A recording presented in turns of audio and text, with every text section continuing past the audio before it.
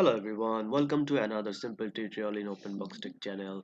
So in this video, I'm going to show you how to change the download location or the default download location in your Windows 10 device.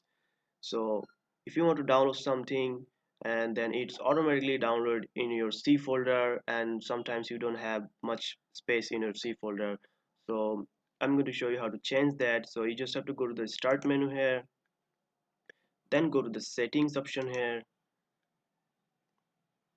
After opening the settings option, you have to choose the system here.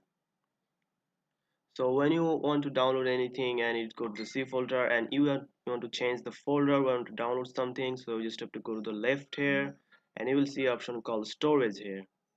So you have to choose the storage option here, and if you scroll down you will see option called change where new content is saved. So click on that, change where new content is saved, and after opening that you will see multiple options here.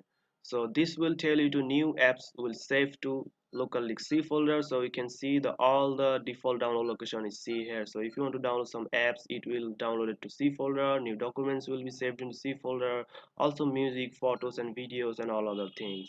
So if you want to change the download location, you just have to click here and you can see the all the folder that you have in your PC. So if I want to change the local E here, I can choose that and just have to click apply, and that's it. If I download any apps or software, it will be downloaded in the E location. And if you want to change the documents here, you just have to do the same here. Just choose any other folder here, click apply, and that's it.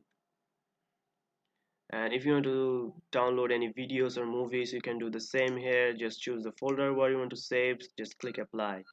So that's it guys, this is how you change the download location in your Windows 10 PC. So change where your apps, document, music, pictures and videos and they're saved by default, and you can change it here. So that's it guys, if you found this video helpful, please subscribe to my channel and thank you for watching.